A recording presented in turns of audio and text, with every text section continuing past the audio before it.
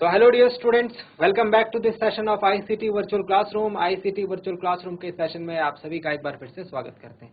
आज की क्लास में बात करने जा रहे हैं क्लास 10th सब्जेक्ट साइंस और चैप्टर नंबर 12 इलेक्ट्रिसिटी हम लोग पढ़ रहे हैं। पिछले कुछ क्लासेस से हमने इसमें काफ़ी इंपॉर्टेंट कॉन्सेप्ट्स को डिस्कस किया है। लास्ट क्लास में मैंने आपको कॉम्बिनेशन ऑफ रजिस्टर्स यानी कि प्रतिरोधों का संयोजन बताया था, जिसमें हमने श्रेणी क्रम यानी कि सीरीज कॉम्बिनेशन को समझ लिया है। आज की क्लास में एक क्वेश्चन सॉल्व करेंगे जो मैंने आपको होमवर्क दिया था, और फिर हम पैरेलल कॉम्बिनेशन जो कि पार्श्वक्रम संयोजन है उसके ऊपर भी बात करेंगे। तो उम्मीद करता हूँ आप सबके सब फिट फाइन हेल्दी होंगे, बिल्कुल रेडी होंगे क्लास के लिए। चलिए आज की क्लास को स्टार्ट करते हैं। अपना पूरा ध्यान सामने स्क्रीन पर बनाकर रखेंगे। हम चलते हैं स्मार्ट बोर्ड की स्क्रीन पर। So dear students, last class में मैंने आपको क्वेश्चन दिया था, एक विद्युत परिपथ का आरेख आपको खींचना था जिसमें 2 वोल्ट के 3 सेल लगे होंगे, मतलब एक बैटरी लगी होगी। बैटरी में क्या रहता है, बेसिकली सेल रहता है। तो 2 वोल्ट 2 वोल्ट 2 वोल्ट टोटल कितना हो गया, 6 वोल्ट की बैटरी लगानी है। एक 5 ओम प्रतिरोधक, 5 ओम का रेजिस्टेंस, 8 ओम का रेजिस्टेंस और 12 ओम का रेजिस्टेंस। ठीक है भाई, ये 3 लगाने हैं और एक प्लग कुंजी लगानी है, सब श्रेणी क्रम में। तो कोई बहुत मेजर काम इसमें था नहीं, है ना। सिंपल सा एक आरेख है, सिंपल सा एक सर्किट डायग्राम आपको बनाना था। तो मैं बता देता हूँ किस तरीके से बनेगा। ये कुछ इस प्रकार से बनेगा। आपको सबसे पहले क्या लगाना है, एक बैटरी लगानी है। कितने, 6 वोल्ट की। तो 1 2 3 सेल हो गए, 1 2 3 सेल हो गए। ठीक है, ये हो गई एक बैटरी, ये हो गई एक बैटरी। ठीक है, इनको ना ऐसे भी कनेक्ट किया जाता है। ये हो गई एक बैटरी, 3 सेल हो गए ना, 1 2 3 और 2 2 वोल्ट के, मतलब कितना हो गया टोटल, 6 वोल्ट हो गया। 2 2 2 6 वोल्ट की बैटरी हो गई। फिर उसके बाद 5 ओम का प्रतिरोधक, 8 ओम का प्रतिरोधक और 12 ओम का प्रतिरोधक। तो प्रतिरोधक को मैं यहाँ लगा देता हूँ, एक प्रतिरोधक, फिर 2, फिर 3। ठीक है, और उसके बाद क्या है, एक प्लग कुंजी। तो प्लग कुंजी को यहाँ पर लगा देते हैं। चलिए प्लग कुंजी को ऐसे लगा देते हैं। अब इनको ना कनेक्ट कर देते हैं हम लोग। तो ये कितने ओम का था भाई, ये था 5 ओम का, 5 ओम। ये था 8 ओम, ये था 12 ओम। ठीक है, और एक स्विच हो गया के।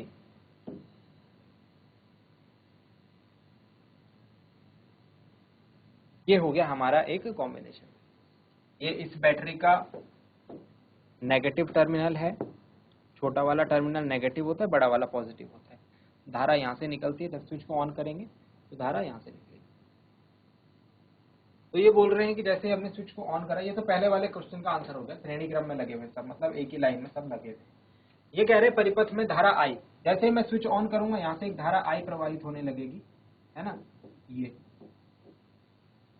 पॉजिटिव से निकलती है और नेगेटिव को जाती है, पॉजिटिव से निकलती है और नेगेटिव को जाती है। ये धारा आई प्रवाहित होने लगेगी।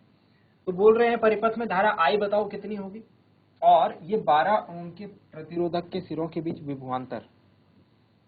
अगर मैं यहाँ वोल्ट मीटर लगाता हूँ एक, तो ये वोल्ट मीटर कितनी रीडिंग देगा ये भी बताना है। समझ में, ये बातें बतानी है। अब मैं क्वेश्चन को हटा रहा हूँ।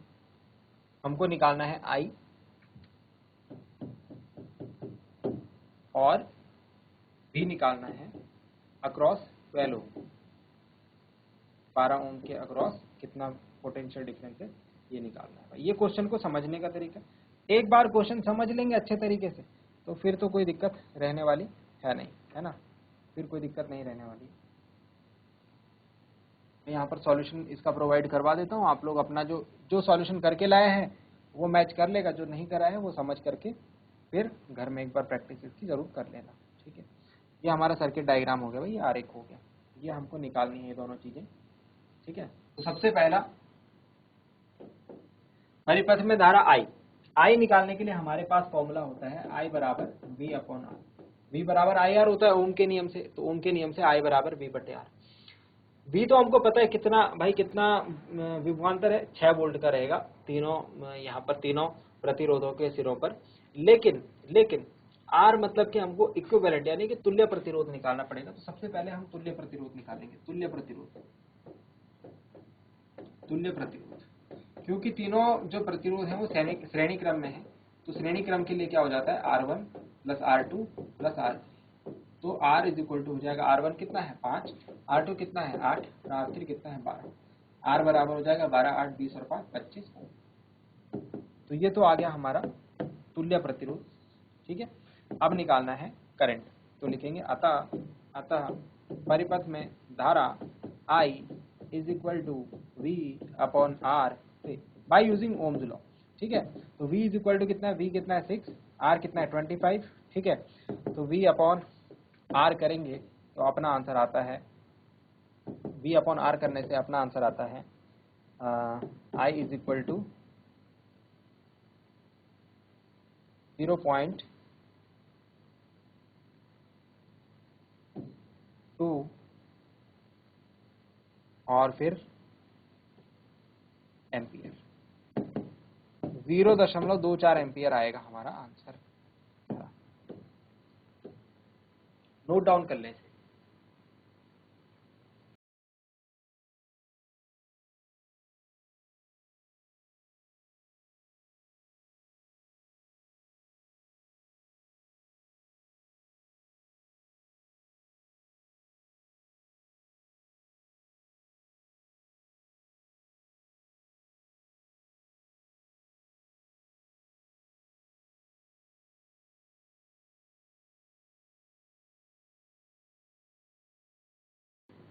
एक हो गया, ये बात समझ में आ गई। अब क्या बोला, दूसरा निकालो, ये 12 ओम के सिरों के बीच कितना विभवांतर है। सेकंड पार्ट इसका किस तरीके से होगा, देखो यहाँ पर फॉर्मूला लगेगा V is equal to I R, लेकिन रेजिस्टेंस यहाँ पर सिर्फ इसका ही लेंगे, R3 लेंगे। ठीक है, तो रेजिस्टेंस किसका लेंगे, सिर्फ R3 का, क्योंकि सिर्फ इसके अक्रॉस पूछा हुआ है, सिर्फ इसके सिरों के बीच। अगर इन सब के सिरों के बीच तो R फिर ये वाला लेते हैं ना, वो बात आपको पता है, फिर तो वो 6 वोल्ट ही आता है। लेकिन हमको सिर्फ इसके अक्रॉस अगर पूछा हुआ है तो V is equal to I R. V बराबर I कितना है, I निकला 0.24, जो धारा I है वही जो है इसमें भी जा रही है, तो 0.24 एम्पियर की धारा इसमें भी जा रही है। R3 की जो 12 एम्पियर उसका प्रतिरोध है, तो ये आ जाएगा 72/25, तो 25 2 जा then 22.0, 22 8 जा, फिर उसके बाद 8। आई थिंक इतना वोल्ट आ रहा है, एक बार चेक कर लेंगे इसे, एक बार चेक कर लेंगे इसे।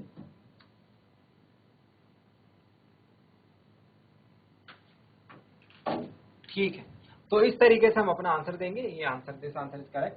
तो आप लिखेंगे अतः जो प्रतिरोध है, सॉरी जो धारा है परिपथ में, वो धारा कितनी है, 0.24 एम्पियर है, और 12 ओम के प्रतिरोध के सिरों के बीच जो विभवांतर हमको देखने को मिलेगा, वो देखने को मिलेगा पोटेंशियल ड्रॉप 2.88 वोल्ट का। ठीक है, तो ये हमारे दोनों आंसर हैं, इनको जल्दी से नोट डाउन आप कर लीजिए।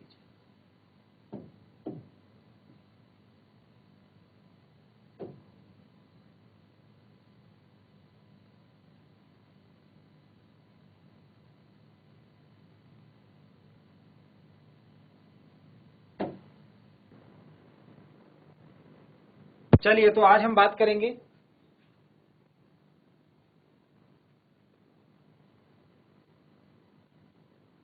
बात करते हैं आज नेक्स्ट कॉम्बिनेशन के ऊपर, जिसमें हम बात करेंगे, जैसे कल हमने बात करी थी श्रेणी क्रम में, है ना, तो मैंने आपको पूरा बताया था किस तरीके से आप ये फॉर्मूला निकालते हो। ऐसे ही आज की क्लास में मैं आपको बताऊंगा कि समांतर क्रम में जो तुल्य प्रतिरोध है वो कैसे निकालते हैं। तो हेडिंग पुटअप कर लेंगे, हेडिंग पुटअप कर लेंगे।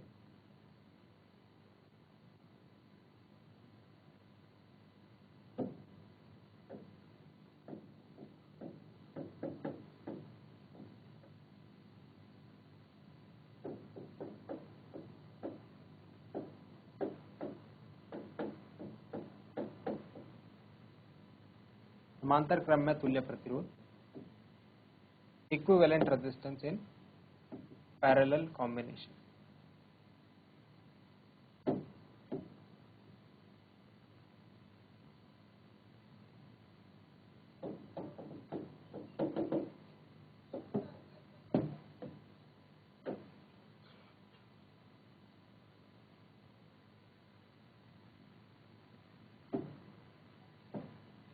Equivalent resistance in parallel combination.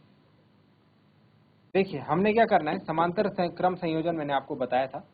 जब मैं तीन प्रतिरोधकों को कुछ इस प्रकार से जोड़ूंगा, एक रेजिस्टेंस, दूसरा रेजिस्टेंस और तीसरा रेजिस्टेंस, तीनों को कैसे जोड़ना है, इधर वालों को इधर ही जोड़ दिया, इधर वालों को इधर ही जोड़ दिया, ये हो गया हमारा पैरेलल कॉम्बिनेशन। समझ में आ गया पैरेलल में कैसे जोड़ना है, इस तरीके से जोड़ना है। अब क्या कर दिया, फिर से वही काम, इधर एक बैटरी लगा दी, ठीक है, और एक स्विच लगा दिया। ये तो आपको याद रखना है, बेसिक बातें हैं भाई, ठीक है। बैटरी लगानी है, एक स्विच लगाना है, ठीक है। ये हमारा R1 रेजिस्टेंस हो गया। चलिए इनको हम लिखते हैं R1, R2 और ये R3 रेजिस्टेंस हो गया, ठीक है।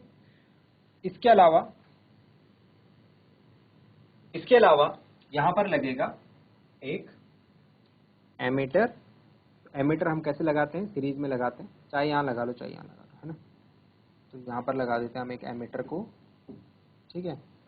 और एक वोल्ट मीटर भी लगेगा, तो वोल्ट मीटर लगता है प्रतिरोधों की अक्रॉस, यहाँ पर लगा दिया हमने वोल्ट मीटर।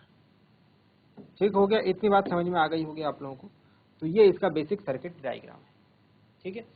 जैसे ही मैं स्विच को ऑन करता हूँ, जैसे ही मैं क्या करता हूँ, स्विच को ऑन करता हूँ, स्विच को ऑन करते साथ ही क्या होती है, परिपथ में एक धारा बहने लगती है, जो बैटरी के धन सिरे से निकल के ऋण, ये सारी बातें आप जानते हैं, पॉजिटिव से निकल करके नेगेटिव। अब यहाँ देखो, यहाँ से करंट के पास तीन रास्ते हो गए, यहाँ से तीन रास्ते हो गए, इधर भी जा सकती है, इधर भी जा सकती है।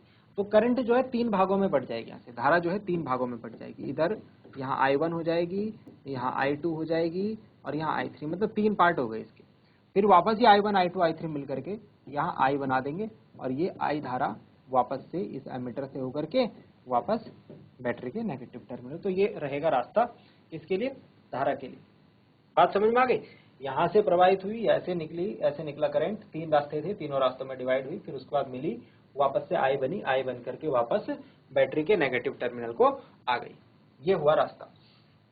अब इसमें देखो आप, हमको सबसे पहले ये चीज साफ साफ दिख रही है।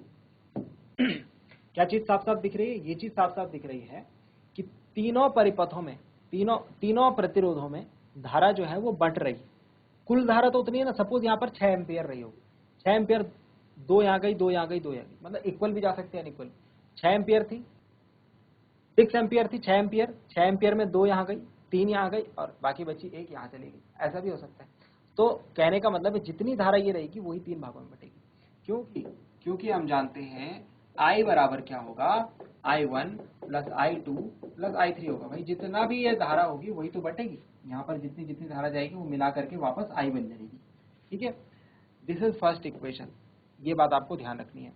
इसके अलावा अगर मैं देखूं I बराबर क्या होता है भाई, फॉर्मूला I बराबर V बटे R, कहाँ से, ओम के नियम से। किसके नियम से, ओम के नियम से, ओम के नियम से। ओम के नियम से I बराबर V अपॉन R। अब I1, I2, I3 की वैल्यू यहाँ से निकालो भाई, I1, I2, I3 की वैल्यू यहाँ से निकालो। ध्यान रखेंगे यहाँ पर पोटेंशियल डिफरेंस मतलब विभवांतर, विभवांतर किन्हीं दो बिंदुओं के बीच लिया जाता है। तो इन दोनों बिंदुओं के बीच विभवांतर हमको V ही देखने को मिलेगा, मतलब विभवांतर यहाँ पर चेंज नहीं होगा। R1 के सिरों पर अगर मैं वोल्ट मीटर को रखूं, R2 के सिरों पर, R3 के सिरों पर, तो वोल्ट मीटर की रीडिंग मुझे सेम मिलेगी। यहाँ पर विभवांतर में फर्क नहीं होगा, यहाँ पर धारा में फर्क होगा। श्रेणी क्रम में विभवांतर में फर्क होता था, धारा में नहीं होता था, यही अंतर है। बस ये अंतर आपको ध्यान रहेगा तो काम हो जाएगा। तो सबसे पहले देखो I is equal to V upon R, I1 is equal to V upon R1, V नहीं बदलेगा, V वही रहेगा। I2 is equal to V upon R2, V नहीं बदलेगा, वो वही रहेगा। I3 is equal to V upon R3, ठीक है।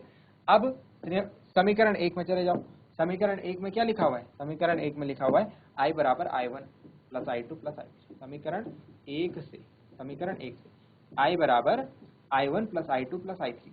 तो I is equal to I1, चलो I1, I2, I3 की वैल्यू रख देते हैं, V upon R1 plus V upon R2 plus V upon R3 हो गया, ठीक है। अब इसके बाद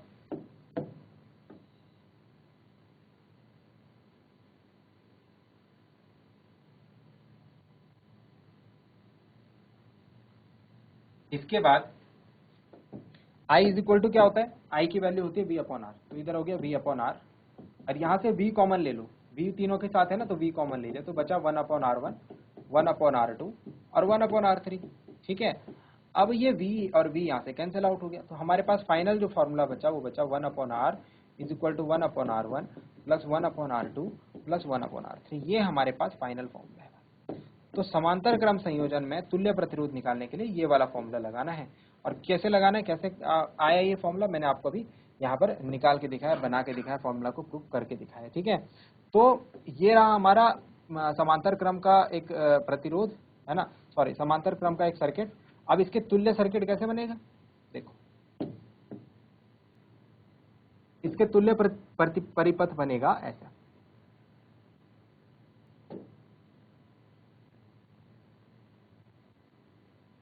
वहां पर ये तीनों तो रहेंगे नहीं, इन तीनों को मिला करके हमने एक बना दिया है, तो इन तीनों को मिला करके एक बन गया आर। अब वो आर कैसे निकालना है, यहाँ से निकालना है ना, वो आर कैसे निकालना है, यहाँ से निकालना है। फिर उसके बाद यहाँ पर क्या लगा हुआ था, वोल्ट मीटर है ना, इधर क्या लगी हुई थी, बैटरी,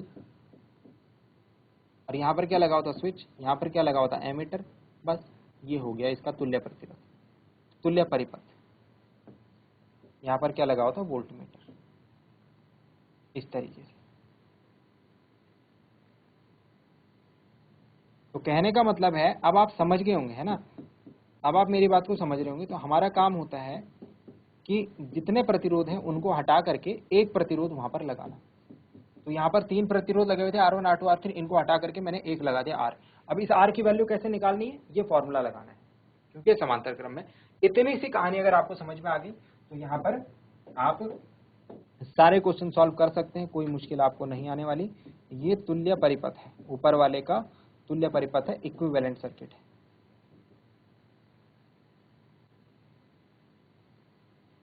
चलिए नोट डाउन करेंगे इसे, और फिर हम आगे की बातों को सीखते समझते हैं।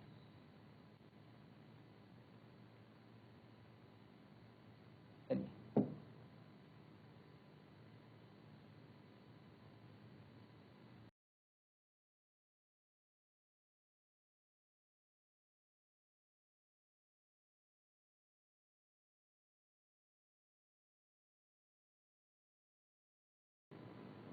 चलिए एक क्वेश्चन करते हैं इसी के बेस पर,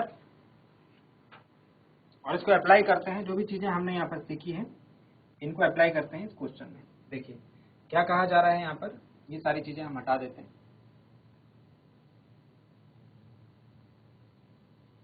फॉर्मूला बस रखेंगे यहाँ पर,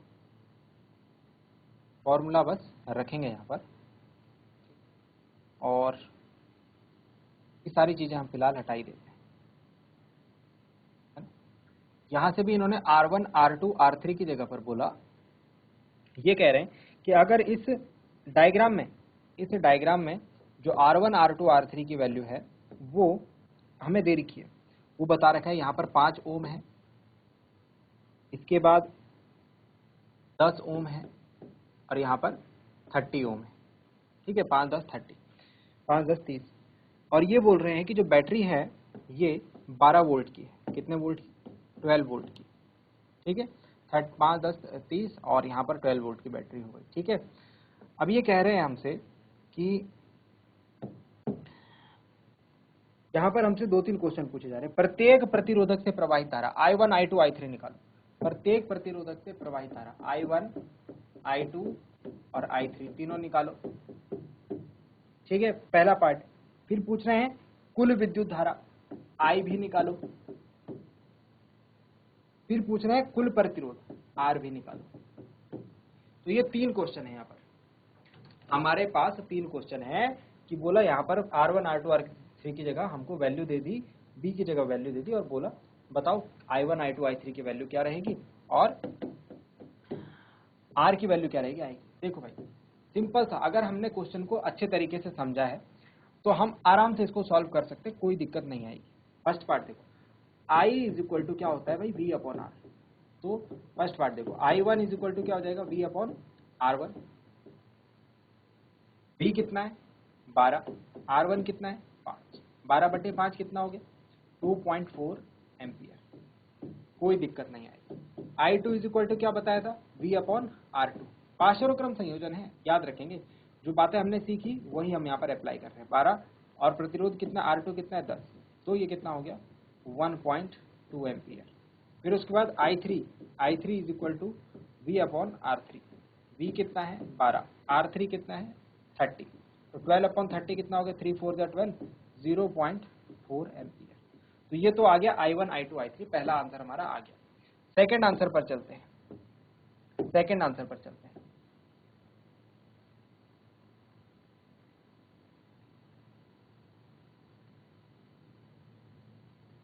सेकंड आंसर पर चलते हैं। सेकंड आंसर है हमारा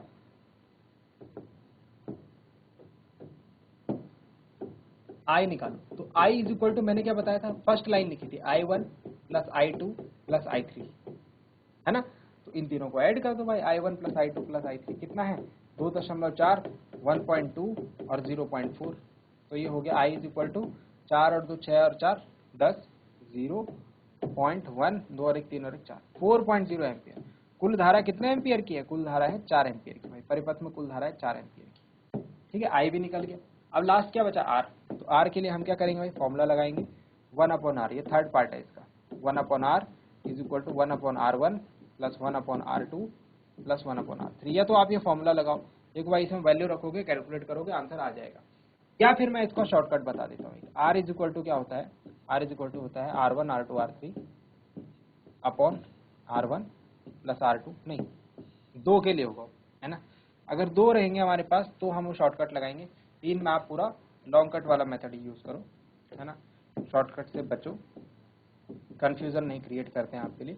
1/5 प्लस 1/10 प्लस 1/30।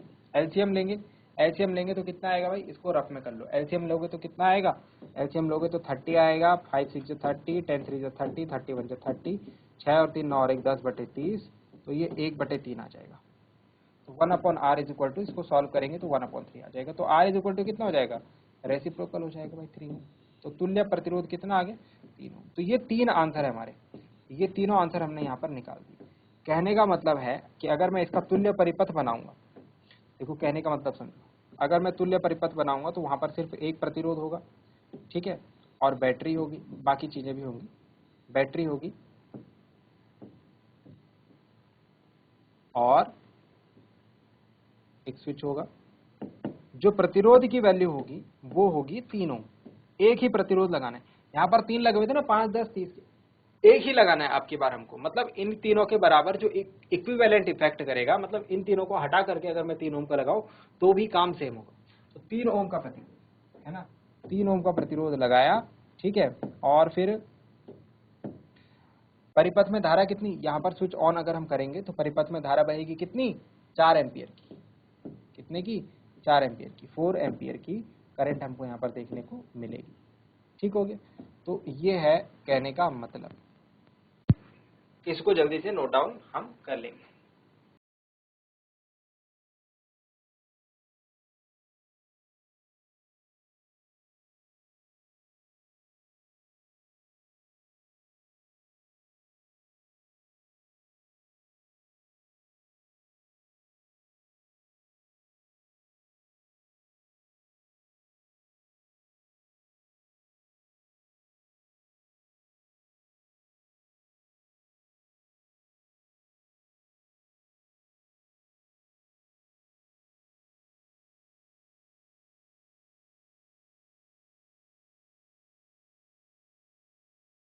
चलिए डियर स्टूडेंट्स, तो आज की क्लास में हमने काफ़ी इंपॉर्टेंट बातें करी। हमने आज श्रेणी क्रम के कुछ क्वेश्चन करे हैं ना, और श्रेणी क्रम संयोजन और समांतर क्रम संयोजन में किस तरीके से हमको तुल्य प्रतिरोध निकालना है, ये भी मैंने आपको बताया अपनी पिछली क्लास में, है ना। आज की क्लास में इतना ही। नेक्स्ट क्लास में हम कुछ और न्यूमेरिकल्स करेंगे, जिसमें मतलब हमें मिक्स क्वेश्चन देखने को मिलेंगे। मिक्स मतलब यहाँ पर अभी तक हमें पता लग रहा था श्रेणी क्रम है, समांतर क्रम, लेकिन जो हमारे जो व्यावहारिक, हमारे जो बिहेवियर में, जो डेली लाइफ में जो भी सर्किट्स होते हैं वो मिक्स होते हैं। मतलब उसमें श्रेणी क्रम भी और समांतर क्रम भी मिक्स रहता है ना, काफी सारे प्रतिरोध उसमें रहते हैं। तो अगर मिक्स कॉम्बिनेशन आ जाए, है ना, कहीं श्रेणी क्रम बन रहा है, कहीं समांतर क्रम बन रहा है, तो तुल्य प्रतिरोध कैसे निकालें, उसको हम अपने अगले क्लास में देखेंगे। आज के लिए इतना ही। मिलते हैं अगली क्लास में ऐसे ही किसी इंपॉर्टेंट और इंटरेस्टिंग टॉपिक के साथ। क्लास से जुड़े रहने के लिए आप सभी का बहुत बहुत धन्यवाद। Thank you very much and have a nice day.